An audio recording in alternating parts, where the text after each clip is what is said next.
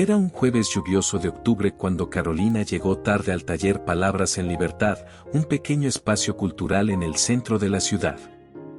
El aroma a libros viejos y café recién hecho la envolvió al entrar.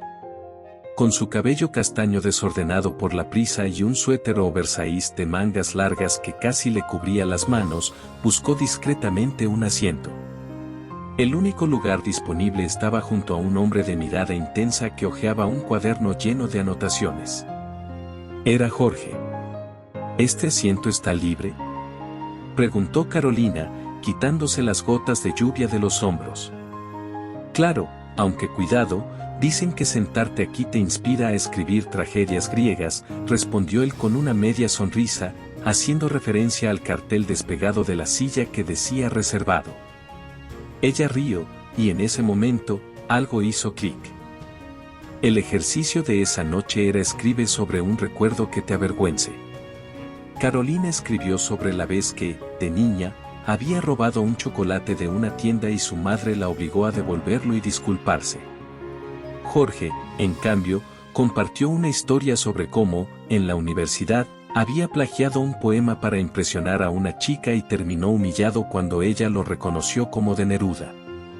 ¿Así que eres un ingeniero que escribe poesía? ¡Qué combinación rara!, dijo Carolina, inclinándose sobre su taza de té. ¿Y tú una diseñadora que dibuja cómics de sus citas fallidas?, respondió él, señalando el bosquejo que ella había garabateado en el margen de su hoja. Se miraron, y ambos sintieron esa extraña certeza de que el otro entendía. Empezaron a salir después de las clases.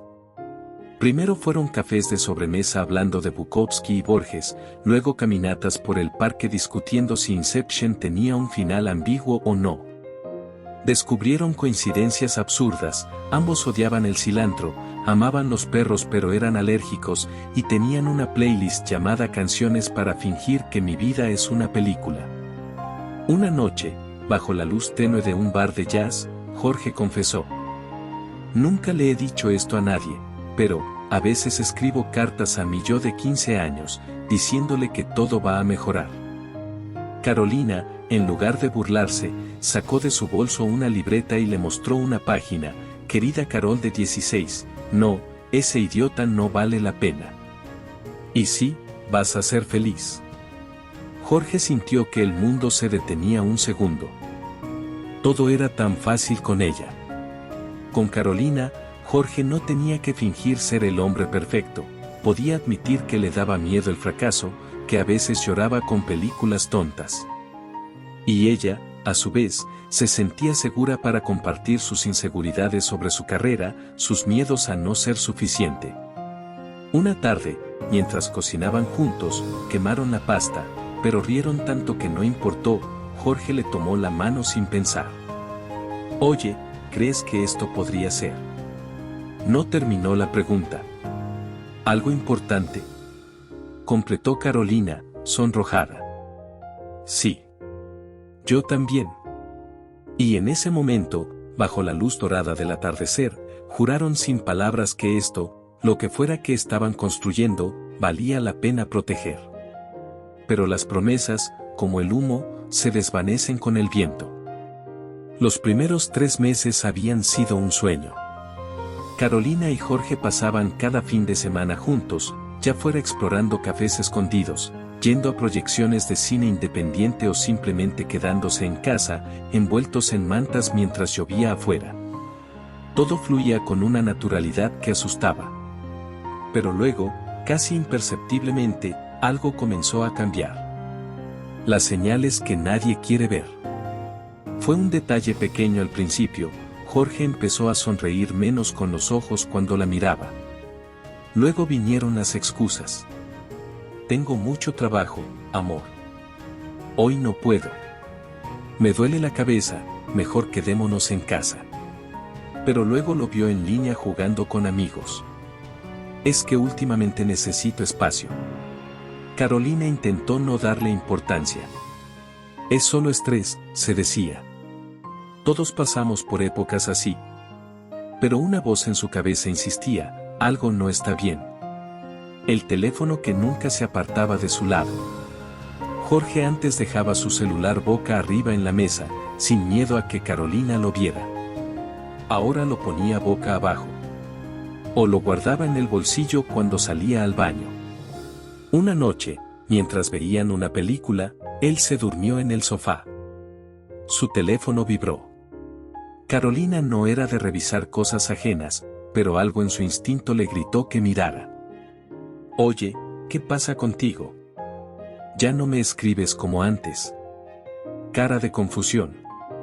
El corazón de Carolina latió tan fuerte que sintió que el mundo se detenía. Con dedos temblorosos, deslizó hacia arriba, sabía que no debería, pero ya era demasiado tarde. La verdad entre líneas.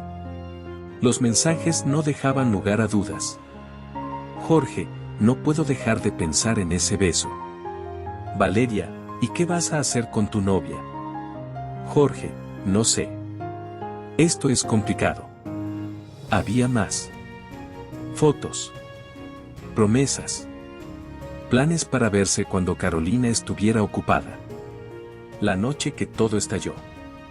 Esa misma noche, cuando Jorge despertó, encontró a Carolina sentada en la mesa del comedor, con el teléfono en la mano y lágrimas secas en las mejillas. «Carol, ¿qué pasa?», preguntó él, todavía adormilado. «¿Quién es Valeria?». Su voz sonó fría, como si ya supiera la respuesta. Jorge palideció. Abrió la boca para negarlo, para inventar una excusa, pero la mirada devastada de Carolina lo detuvo. «Dime la verdad, Jorge. Por una vez en tu vida, no me mientas». Hubo un silencio largo, pesado. Finalmente, él bajó la cabeza. «Hemos estado saliendo un tiempo, pero no significa nada».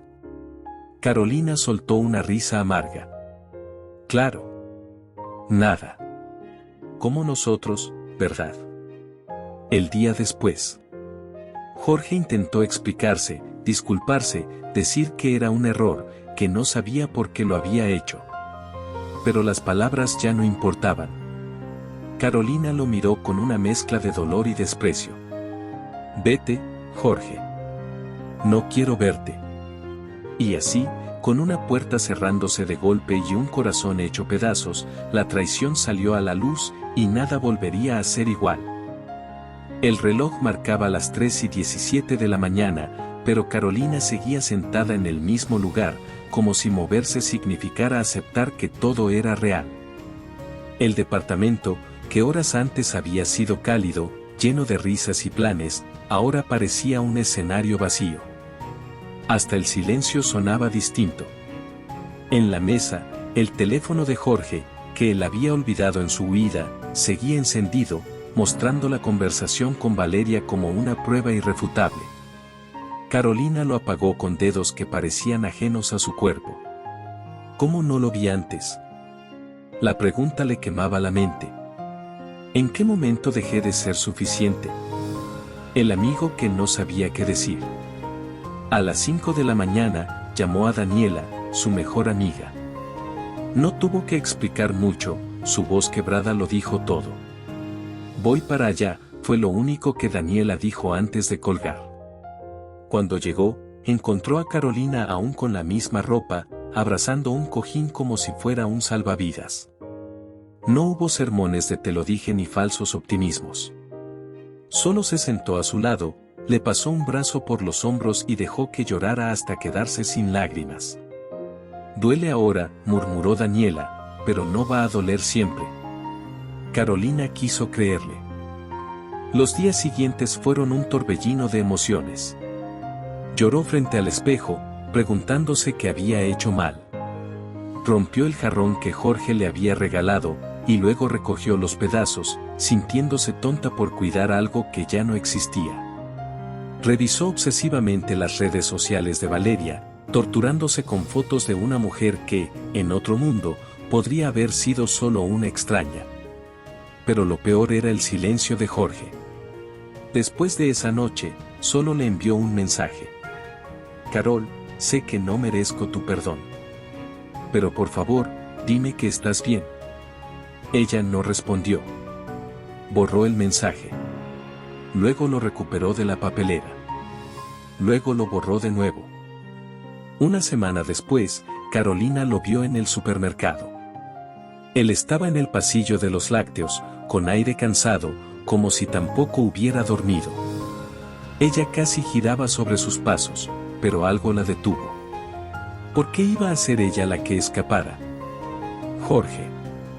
Él se volvió tan rápido que casi deja caer el cartón de leche que llevaba. Carol. Dios, ¿estás pálida, hermosa, destrozada? No terminó la frase. Solo quería decirte algo, dijo ella, con una calma que no sentía. No me arrepiento de lo que tuvimos. Pero te mereces saber que nunca fuiste el hombre que creí que eras. Y antes de que él pudiera responder, se fue, sintiendo por primera vez que el dolor empezaba a transformarse en fuerza. Pasaron 3 semanas desde el encuentro en el supermercado, y Carolina ya no lloraba cada noche. Ahora, el dolor se había convertido en algo más denso, una rabia fría y silenciosa que la empujaba a moverse, a no quedarse quieta. Una madrugada, mientras rebobinaba por 10ª vez Someone Like You de Adele, porque el masoquismo emocional es real, se miró al espejo del baño. Ojeras profundas, piel apagada, el suéter de Jorge que aún no se atrevía a lavar. Basta. Apagó la música, abrió la ventana y respiró hondo. El aire frío de la madrugada le golpeó el rostro como un desafío. Al día siguiente, Carolina hizo algo que no había hecho en años, escribió para sí misma. No un diario cursi, sino una lista brutalmente honesta. 1. Ya no más stalkear a Valeria. Bloqueo y punto. 2. Ya no más culparme por su infidelidad. La mierda fue suya, no mía. 3. Ya no más posponer el viaje a Costa Rica por esperar el momento perfecto. La última línea la escribió en mayúsculas. Voy a aprender a quererme más de lo que lo quise a él. Su primera sesión con la psicóloga Laura fue un huracán de revelaciones. ¿Sabes qué es lo peor de que te fallen? Dijo Laura, ajustando sus lentes. Que te hace cuestionar todo lo que creíste real. Pero aquí está el detalle, lo que vivieron sí fue real. Lo otro fue su cobardía, no tu error. Carolina salió de ahí con los ojos hinchados pero el pecho más ligero. Esa noche, por primera vez, durmió sin soñar con él. El renacer en pequeños gestos. Volvió a pintar. Sus cuadros ya no eran paisajes idílicos, sino tormentas de colores donde el caos tenía belleza.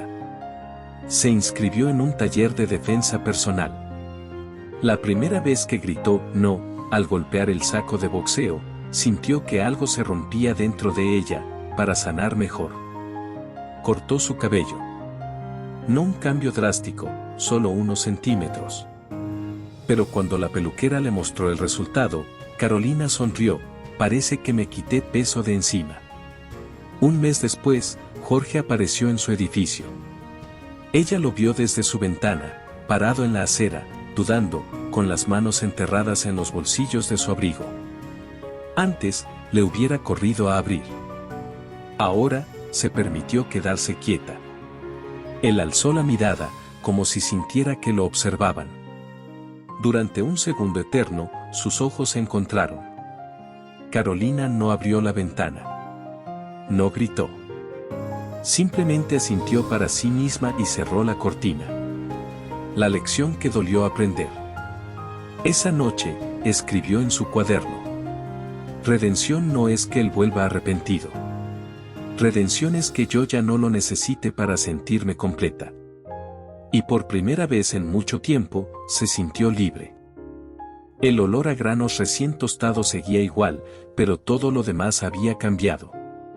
Carolina entró al Café Letras, el mismo lugar donde Jorge le había confesado un año atrás que amaba cómo su pelo se enredaba con el viento. Ahora llevaba ese pelo corto, y un vestido que compró solo porque a ella le gustaba, sin pensar en la opinión de nadie más. No lo buscaba. Pero allí estaba él, sentado en la mesa del rincón, hojeando un libro de Rupi Kaur. ¿Poesía feminista? El Jorge que ella conocía solo leía a Hemingway. Sus miradas se cruzaron. Un latido violento. Un nudo en la garganta.